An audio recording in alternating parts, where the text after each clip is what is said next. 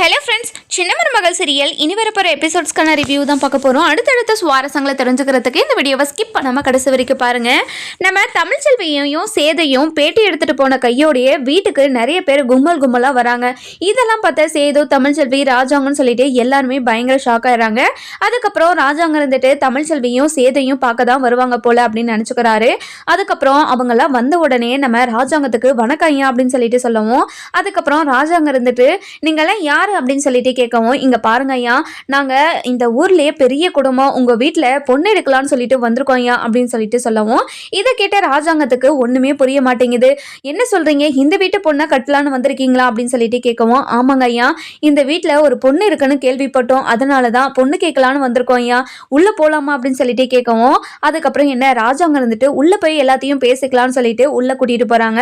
உள்ள கூட்டிட்டு போன உடனே நம்ம ஈஸ்வரிக்கு பயங்கர சந்தோஷம். தாமரையே இந்த வீட்டை விட்டு எப்படியாவது துரத்தணும், அவங்கள பழி வாங்கணும், தன்னோட பையனுக்கு இப்படி ஒரு நிலைமைக்கு ஆளாக்கி விட்டுட்டாங்களே, அவங்கள சும்மாவே விடக்கூடாதுன்னு நம்ம ஈஸ்வரி பண்ண வேலை தான் இந்த மாப்பிள்ளை செட்டப்பு.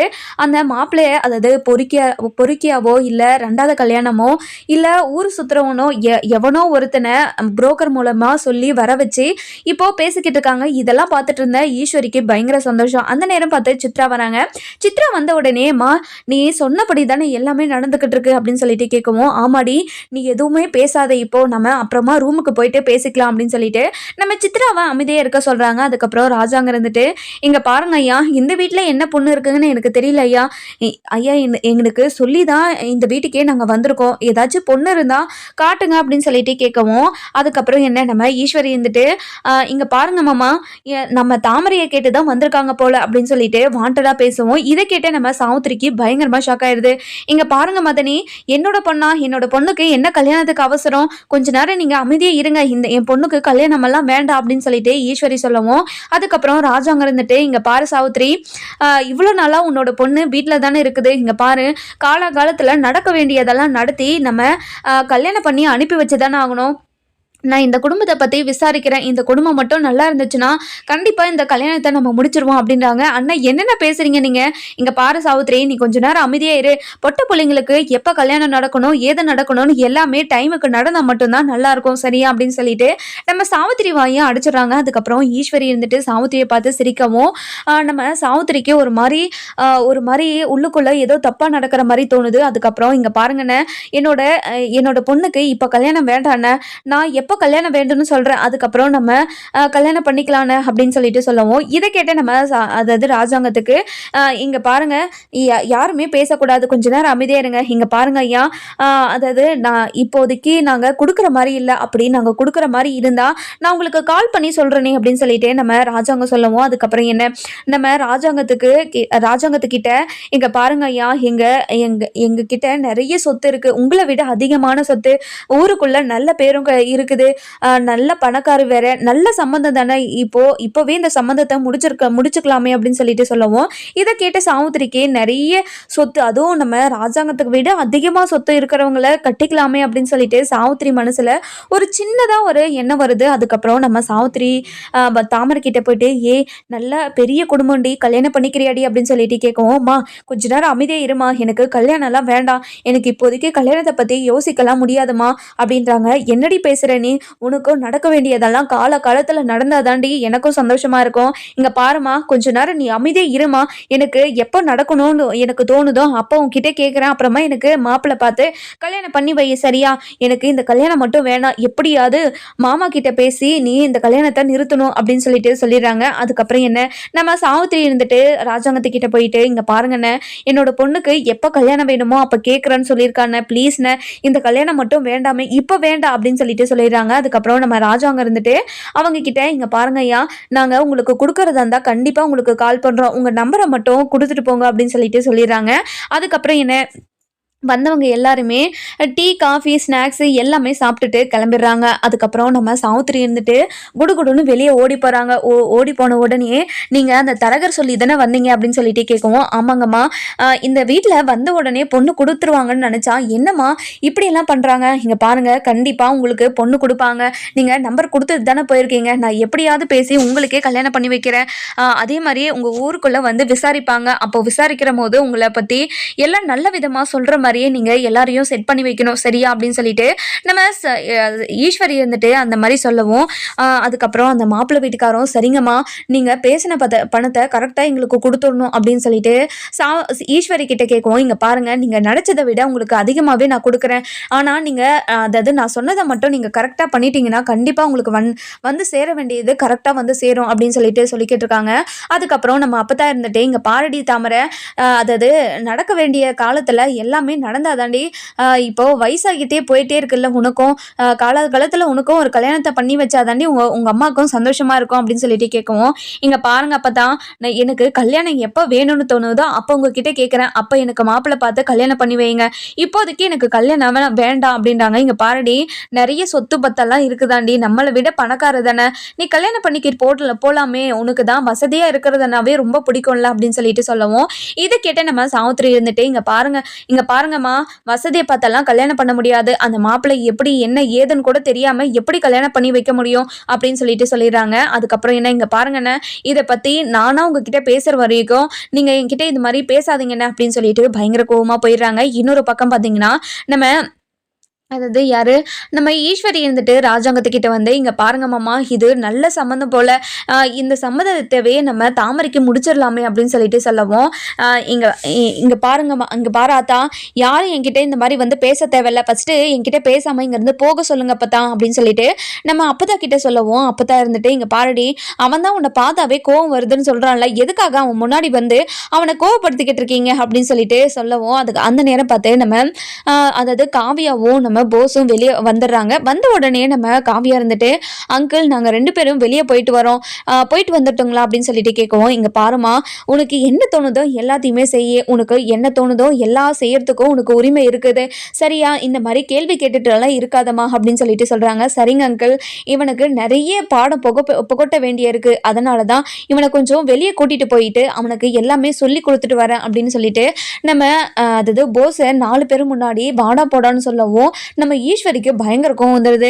இங்கே பாருங்க மாமா அதாவது புருஷனை எல்லாரும் முன்னாடியும் வாடா போடான்னு எப்படியெல்லாம் பேசி அசிங்கப்படுத்துறான்னு பாருங்க, நீங்களாச்சும் அவகிட்ட சொல்லி அவளை வாயை கொஞ்சம் அடக்கி வையுங்க அப்படின்றாங்க. இதை கேட்ட நம்ம ராஜாங்க இருந்துட்டு இங்கே பாருங்க தான் அதாவது நடந்துக்க வேண்டியவங்க எல்லாம் நல்லா நடந்திருந்தா இப்போ அவங்களுக்கு தானா மரியாதை கிடைச்சிருக்கும்ல, இப்படி அதாவது அவங்களுக்கு இப்படி மரியாதை கிடைக்குன்னா அவங்க பின்னாடி செஞ்ச தப்புனால தானே மரியாதை கிடைக்குது, எப்போ அவன் திருந்துறானோ கண்டிப்பாக அவனுக்கு வர வேண்டிய மரியாதைலாம் தானாகவே வரும், இந்த மாதிரி மரியாதைக்கு கெஞ்சிக்கிட்டு இருக்க அவசியமே கிடையாது அப்படின்னு சொல்லிட்டு நம்ம ஈஸ்வரிக்கு ஒரு மாதிரி கஷ்டப்படுத்துகிற மாதிரி பேசிடுறாங்க. அதுக்கப்புறம் என்ன இன்னொரு பக்கம் பார்த்தீங்கன்னா நம்ம தமிழ் இருந்துட்டு வழக்கம் போல் கிச்சனில் வேலை செஞ்சுக்கிட்டு இருக்காங்க. அந்த நேரம் பார்த்து நம்ம சேது இருந்துட்டு தமிழ்ச்செல்வியை ரசிச்சுக்கிட்டே இருக்காங்க. ஒவ்வொரு நொடியும் நம்ம தமிழ்ச்செல்வியை எப்படி இம்ப்ரெஸ் பண்ணலாம் அப்படின்னு சொல்லிட்டு யோசிச்சுக்கிட்டே இருக்காரு. அந்த நேரம் பார்த்து நம்ம நம்ம தனம் வராங்க. வந்த உடனே என்னம்மாமா ரொமான்ஸாக போயிட்டுருக்கு போல், என்ன விஷயம் அப்படின்னு சொல்லிட்டு கேட்கவும், அப்படியெல்லாம் இல்லை தனம்,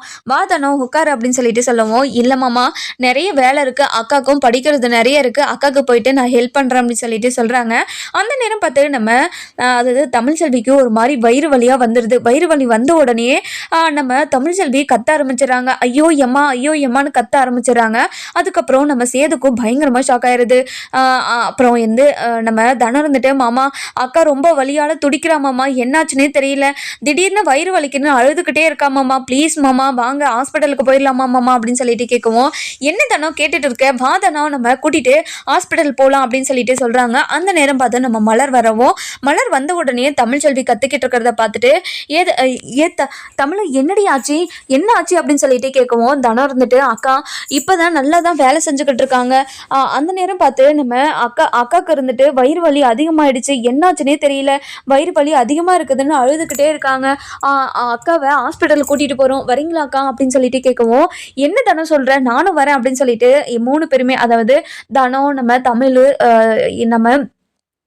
நம்ம இது சேதோ இவங்க எல்லாருமே ஹாஸ்பிட்டலுக்கு கிளம்பிடுறாங்க. ஹாஸ்பிட்டலுக்கு போன உடனே ஓபிச்சிட்டு போட்டு டாக்டர் கிட்ட போயிட்டு அட்மிட் பண்ணுறாங்க. பண்ண உடனே டாக்டர் இருந்துட்டு என்னாச்சு அப்படின்னு சொல்லிட்டு கேட்கவும், நல்லா தான் கிச்சனில் வேலை செஞ்சுக்கிட்டு இருந்தாங்க, அந்த நேரம் பார்த்து அடிவயிறு வலிக்குதுன்னு ரொம்பவே அழுதுகிட்டே இருக்காங்க, என்னாச்சு ஏதாச்சுன்னே தெரியல, எனக்கு ரொம்ப பயமாக இருக்குது மேம், இங்கே என்னென்னு பாருங்க மேம் அப்படின்னு சொல்லிட்டு நம்ம தனம் சொல்லவும், அதுக்கப்புறம் என்ன நம்ம மலர் இருந்துட்டு டாக்டர் எப்படியாவது என்னோட தமிழ்ச்செல்விக்கு இந்த வலியை போக்க வச்சுருங்க, அவள் இப்போ 7 மாசமாக வேற இருக்கா. என்ன பண்ணுறதுன்னே தெரியல டாக்டர்.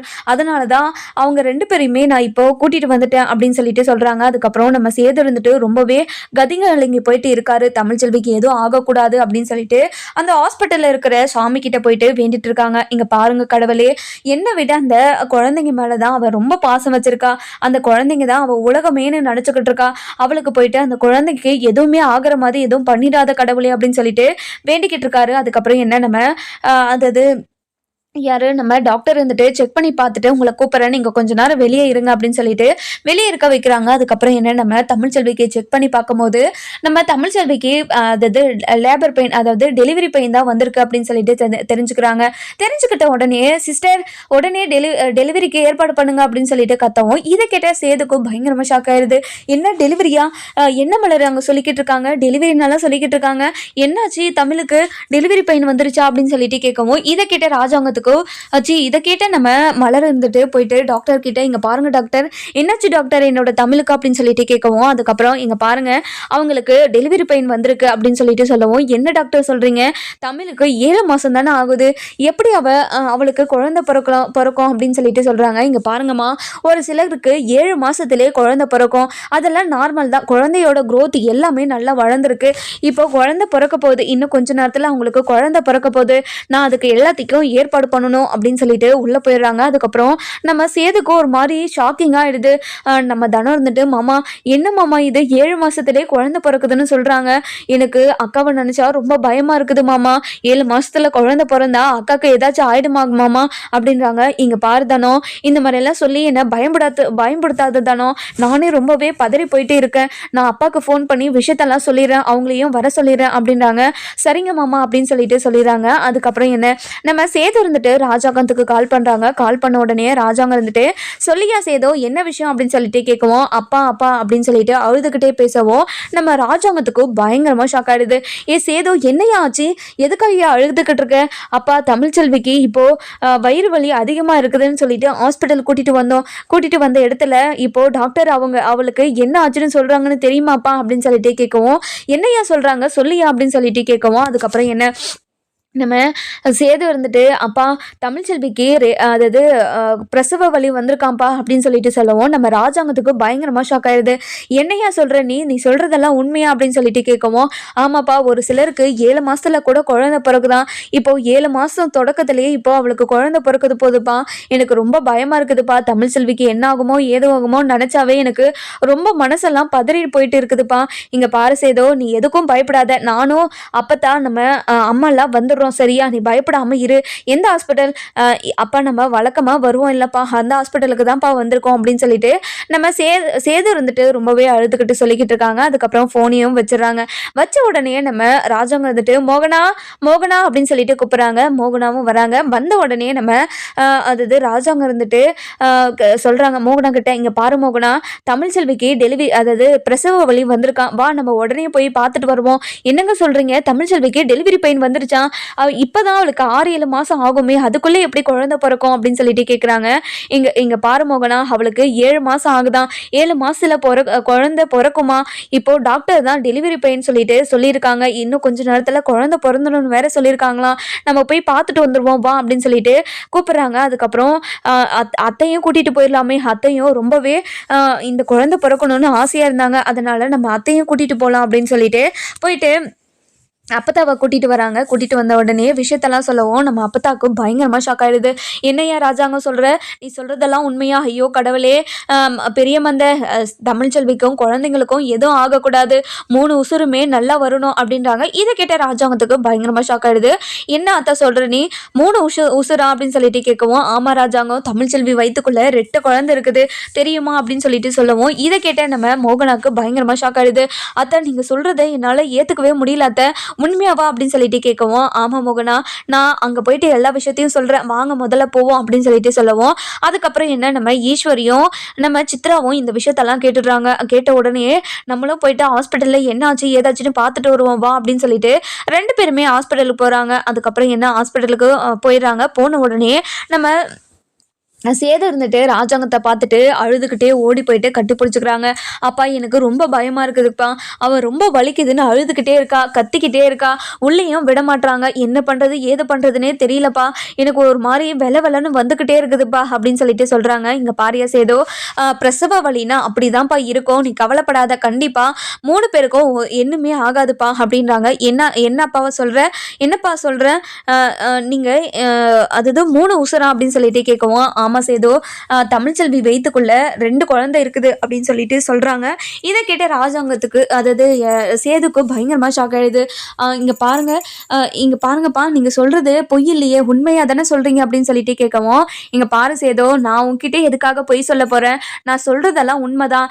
சேதுக்கு இப்போ 2 அதாவது தமிழ்ச்செல்விக்கு இப்போ 2 குழந்தை பிறக்க போகுது, இன்னும் கொஞ்ச நேரத்துல குழந்தை பிறந்த உடனே உனக்கே தெரியும் அப்படின்னு சொல்லிட்டு சொல்றாங்க. அதுக்கப்புறம் தமிழ்ச்செல்வி ஐயோ எம்மான்னு கத்திக்கிட்டே இருக்காங்க. அதுக்கப்புறம் மலர், தனம்னு சொல்லிட்டு எல்லாருமே அதுக்கு, அதாவது நம்ம தமிழ்ல நினைச்சு ரொம்பவே ஃபீல் பண்ணிக்கிட்டு உட்காந்துக்கிட்டு இருக்காங்க. அதுக்கப்புறம் என்ன, நம்ம டாக்டர் இருந்துட்டு தமிழ்ச்செல்விக்கு அதாவது பிரசவம் ஆக்குறதுக்கு எல்லா ஏற்பாடையும் பண்ணி வச்சுட்டாங்க. அதுக்கப்புறம் நம்ம தமிழ்ச்செல்வியை அதாவது வெளியே பேபி வர மாதிரி இருந்தா நீங்க என்கிட்ட சொல்லணும் சரியா அப்படின்னு சொல்லிட்டு சொல்றாங்க. சரிங்க டாக்டர்னு சொல்லிட்டு அழுதுகிட்டே சொல்லவும், அதுக்கப்புறம் டாக்டர் எனக்கு பாப்பா வெளியே வர மாதிரி தெரியுது டாக்டர் அப்படின்னு சொல்லிட்டு அழுதுகிட்டே சொல்றாங்க. அதுக்கப்புறம் என்ன, டாக்டர் இருந்துட்டு புஷ் பண்ணுமா, புஷ் பண்ணு, புஷ் புஷ் அப்படின்னு சொல்லிட்டு நம்ம தமிழ்ச்செல்வி கிட்ட சொல்லுவோம். அதுக்கப்புறம் என்ன, நம்ம தமிழ்ச்செல்வி இருந்துட்டு எல்லாத்துக்குமே நல்லாவே கோஆப்ரேட் பண்றாங்க. அதுக்கப்புறம் என்ன, குழந்தையும் பிறந்துடுது. குழந்தை இருந்துட்டு பிறந்த உடனே இன்னொரு குழந்தை பிறக்குது. பிறந்த உடனே நம்ம தமிழ்ச்செல்விக்கு ஆச்சரியமா ஆயிடுது. என்ன டாக்டர், குழந்தை பிறந்துருச்சா, என்னோட குழந்தை என்ன குழந்தை அப்படின்னு சொல்லிட்டு கேட்குறாங்க. இங்க பாருங்கம்மா, உங்களுக்கு 2 குழந்தை பிறந்திருக்கு அப்படின்னு சொல்லிட்டு சொல்லுவோம். நம்ம தமிழ்ச்செல்விக்கு பயங்கர சந்தோஷம்.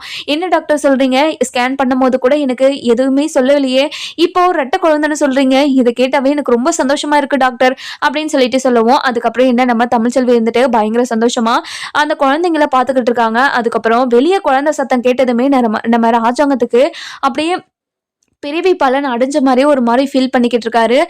இங்க பாரியஸ் ஏதோ குழந்தை சத்தம் கேட்குதையா, 2 குழந்தையும் கத்திக்கிட்டு இருக்கிறத பாத்தியாயா, ரொம்ப அழகா இருக்குது இல்ல, எப்பயா குழந்தைய எடுத்துட்டு வந்து கையில கொடுப்பாங்க அப்படின்னு சொல்லிட்டு ஏங்கிக்கிட்டு இருக்காங்க.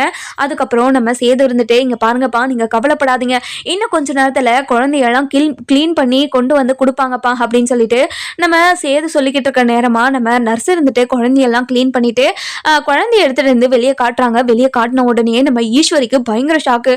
என்ன 2 குழந்தை கொண்டு வராங்க அப்படின்னு சொல்லிட்டு பாக்குறாங்க. பார்த்த உடனே நம்ம சித்ரா வந்துட்டு, என்னம்மா இங்க நடக்குது, என்னம்மா அதிசயத்துக்கு மேல அதிசயம் நடந்துகிட்டே இருக்கு, அவளுக்கு 2 குழந்தை பிறந்திருக்கான், இனிமே அவளை தலையில தூக்கி வச்சு ஆடிக்கிட்டே இருக்காங்கம்மா, இப்போ அவளை கையிலேயே பிடிக்க முடியாதுமா, ஏற்கனவே அவளை தலையில தூக்கி வச்சுதான் ஆடிக்கிட்டு இருக்காங்க, இப்போ மொத்த சொத்தியும் அவ பேர்ல எழுதி வச்சிருவாங்க போலயே, அப்புறமா நம்ம எல்லாமே நடுத்தெருவுல தான் நிக்கணும் அப்படின்னு சொல்லிட்டு பேசிக்கிட்டு இருக்காங்க. அதுக்கப்புறம் நம்ம ஈஸ்வரி இருந்துட்டு, இங்க பாருடி, அதுதான் நானும் யோசிச்சுக்கிட்டு இருக்கேன், என்ன பண்றதுனே தெரியலடி, அவளை இப்படியே டிவோர்ஸ் பண்ணி அனுப்பி அவங்க வீட்டுக்கு துரத்திடலான்னு பார்த்தா, இப்படி குழந்தை பிறந்து குழந்தையால இவ இந்த வீட்டுக்கு வந்துருவா போலியடி, கண்டிப்பா இவங்க எல்லாருமே சேர்ந்து இவளை இந்த வீட்டுக்கு கொண்டு வந்துருவாங்க அப்படின்னு சொல்லிட்டு பேசிக்கிட்டு இருக்காங்க. அந்த நேரம் பார்த்து ஐஸ்வர்யாவும் வராங்க. ஐஸ்வர்யா வந்த உடனே நம்ம ஈஸ்வரி கிட்ட, ஆண்டி என்னாச்சு ஆண்டி, தமிழுக்கு குழந்தை பிறகுதுன்னு கேள்விப்பட்டேன், அதனாலதான் நானும் அதாவது அதை பார்க்கலான்னு ஓடி வந்தேன் தெரியுமா அப்படின்றாங்க. இங்க பாருடி, நீ தான் சேதோ கல்யாணம் பண்ணிக்கிறேன்னு சொன்னல, அதுக்கு ஏதாச்சும் முயற்சி எடுத்தே அப்படின்னு சொல்லிட்டு கேட்கவும், இங்க பாருங்க ஆண்டி, சேது மாமா இருந்துட்டு தமிழ்ச்செல்வி மேல ரொம்ப லவ்வா இருக்க மாதிரி தான் எனக்கு தோணுது, அதே மாதிரி நம்ம தமிழ்ச்செல்வியும் அவங்க மேல லவ்வா இருக்க மாதிரி தான் தோணுது, அதாவது அவங்க லைஃப்குள்ள நான் போக வேண்டிய, அதாவது போகணும்னு எனக்கு தோணல ஆண்டி, அதனாலதான் நான் அது அப்பவே மறந்துட்டேன் அப்படின்னு சொல்லிட்டு சொல்றாங்க. இதை கேட்ட நம்ம சித்ரா இருந்துட்டு, என்ன ஐஸ்வர்யா சொல்ற, இந்த குடும்பத்துக்கு நீ மருமகளா ஆகுவேன்னு நினைச்சேனே, ஆனா நீ இப்படி சொல்றியே, என்னாச்சு உனக்கு அப்படின்னு சொல்லிட்டு கேட்கவும், இங்க பாருங்க ஆண்டி, எனக்கு விருப்பம் இல்லை அவ்வளவுதான் அப்படின்னு சொல்லிட்டு அந்த இடத்த விட்டு போயிடுறாங்க. அதுக்கப்புறம் என்ன, குழந்தை எடுத்துன்னு வந்து நம்ம சேது கையில கொடுக்கவும், சேது இருந்துட்டு ரொம்பவே எமோஷனலா அழுதுகிட்டே இருக்காங்க. அப்பதான், இங்க பாருங்க அப்பதான், என்னோட பசங்களை பாரு அப்பதான், என்னோட குழந்தைய பாரு அப்பதா அப்படின்னு சொல்லிட்டு பயங்கர எக்ஸைட்மெண்ட்டா நம்ம அப்பதா கிட்ட கேட்கட்டும். அப்பதான் இருந்துட்டு அந்த குழந்தைங்களெல்லாம் பார்த்துட்டு பயங்கரமா சந்தோஷப்படுறாங்க. இங்க பாரியா சேது, உன்ன மாதிரியே இருக்குது பாரியா, தமிழ்ச்செல்வி மாதிரியும் உன்ன மாதிரியும் ஒரு குழந்தை, 2 குழந்தையுமே உங்களை மாதிரியே அப்படியே உரிச்சு வச்சிருக்கியா, ரொம்ப சந்தோஷமா இருக்கியா அப்படின்னு சொல்லிட்டு பயங்கர சந்தோஷமா பார்த்துக்கிட்டு இருக்காங்க. அதுக்கப்புறம் நம்ம ராஜாங்க இருந்துட்டு அந்த குழந்தைய கையில வாங்குறாங்க. வாங்கின உடனே நம்ம மோகனாவும் நம்ம ராஜாங்கவும் அந்த குழந்தைய பார்த்து பார்த்து ரசிச்சுக்கிட்டே இருக்காங்க. அதுக்கப்புறம் நம்ம ராஜாங்கம் இருந்துட்டு இங்க பாரியா சேதோ இப்படி ஒரு முத்து முத்தா குழந்தைங்கள தமிழ்ச்செல்வி பெத்து கொடுத்துருக்காளேயா, அவளுக்கு கோடி புண்ணியம் வரும்யா அப்படின்னு சொல்லிட்டு நம்ம ராஜாங்க இருந்துட்டு தமிழ்ச்செல்வியை புகழ ஆரம்பிச்சிடறாங்க. அதுக்கப்புறம் என்ன நம்ம சாவித்திரியும் வந்துடுறாங்க. வந்த உடனே அண்ணன் என்னென்ன தமிழ்ச்செல்விக்கு குழந்தை பிறந்திருக்குன்னு கேள்விப்பட்டேன், அதனால தான் பார்க்க ஓடி வந்துட்டேன். தமிழ்ச்செல்வி இப்போ நல்லா இருக்காளா, குழந்தைங்க எப்படி இருக்கு, 7 மாசத்துலேயே குழந்தை பிறந்திருக்கு, குறை மாசத்துல குழந்தை பிறக்கக்கூடாதுன்னு சொல்லுவாங்க, குழந்தைங்களுக்கு ஏதாச்சும் பாதிப்பு இருக்கான்னு சொல்லிட்டு டாக்டர் கிட்ட கேட்டிங்களா அப்படின்னு சொல்லிட்டு கேட்கவும், இதை கிட்ட சேது இருந்துட்டு என்ன என்ன என்னத்த சொல்றீங்க நீங்க சொல்றதெல்லாம் உண்மையா அப்படின்னு சொல்லிட்டு கேட்கவும், ஆமா சேதோ, குறை மாசத்துல பிறக்கிறவங்க எல்லாருக்கும் ஏதாச்சும் ஒரு குறை இருந்துகிட்டே இருக்கும், அதனால தான் கேட்டேன், டாக்டர் ஏதாச்சும் உங்ககிட்ட சொன்னாங்களான்னு. இல்ல இல்ல இல்ல இன்னும் டாக்டர் எதுவுமே சொல்லலை, நான் போய் டாக்டர் கிட்ட என்ன ஏதுன்னு கேட்டுட்டு வந்துடுறேன் அப்படின்னு சொல்லிட்டு ரொம்பவே பதறி போயிட்டு டாக்டர் கிட்ட போறாங்க. போன உடனே டாக்டர் இருந்துட்டு என்ன சேதோ, குழந்தைங்களெல்லாம் பார்த்துட்டியா, குழந்தை எப்படி இருக்கு அப்படின்னு சொல்லிட்டு கேட்கவும், டாக்டர் குழந்தைங்கள்லாம் நல்லா தான் இருக்கு, குழந்தைங்க எல்லாம் 2 பேருமே ஆரோக்கியமா இருக்காங்கல்ல, தமிழ்ச்செல்வி இப்போ எப்படி இருக்கா, தமிழ்ச்செல்வியும் ஆரோக்கியமா இருக்காள்ல அப்படின்னு சொல்லிட்டு கேட்கவும், இங்க பாரு சேதோ, ஏதாச்சும் காம்ப்ளிகேட் இருந்தா நாங்களே ஃபர்ஸ்டே உங்ககிட்ட வந்து சொல்லியிருப்போம், குழந்தைங்களும் சரி அம்மாவும் சரி 3 பேருமே ரொம்ப சந்தோஷமா ரொம்ப ஆரோக்கியமா தான் இருக்காங்க, நீங்க கவலைப்பட வேண்டிய அவசியமே கிடையாது, ஃபியூச்சர்லயும் எந்த ப்ராப்ளமும் அவங்களுக்கு 2 பேருக்குமே வராது, அதுக்கு நான் கேரண்டி அப்படின்னு சொல்லிட்டு சொல்லவும், இதை கேட்ட சேதுக்கு பயங்கரமா ஒரு மாதிரி மனசு திருப்தியா இருக்குது. இங்க பாருங்க மேடம், நீங்க இப்படி ஒரு வார்த்தையை சொன்னதுக்கு அப்புறம் தான் என் மனசே ஆறுதலா இருக்கு.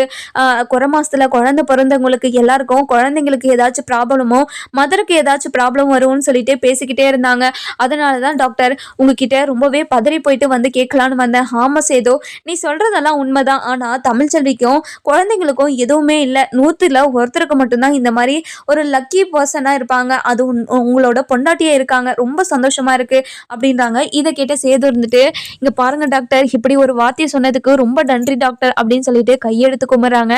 அதுக்கப்புறம் என்ன நம்ம தமிழ்ச்செல்வியை நார்மல் வார்டுக்கு மாத்தின உடனே நம்ம மலர் இருந்துட்டு தமிழ்ச்செல்வியை போயிட்டு பாக்குறாங்க. என்ன தமிழ் இப்போ நல்லா இருக்கியா அப்படின்னு சொல்லிட்டு கேட்கவும், என்னோட குழந்தைங்க எங்கே அப்படின்னு சொல்லிட்டு கேட்குறாங்க. குழந்தைங்க 2 பேருமே அதாவது வெளியே ராஜாங்க மாமாவும் அப்பத்தாவும் வச்சுருக்காங்க அப்படின்றாங்க. இதை கேட்ட நம்ம தமிழ்ச்செல்வி இருந்துட்டு எல்லாருமே வந்திருக்காங்களா அப்படின்னு சொல்லிட்டு கேட்கவும், ஆமாம் எல்லாருமே வந்திருக்காங்க அப்படின்னு சொல்லிட்டு சொல்கிறாங்க. அவங்க எல்லாருமே நான் பார்க்கலாமா அப்படின்னு சொல்லிட்டு தமிழ்ச்செல்வி கேட்குறாங்க.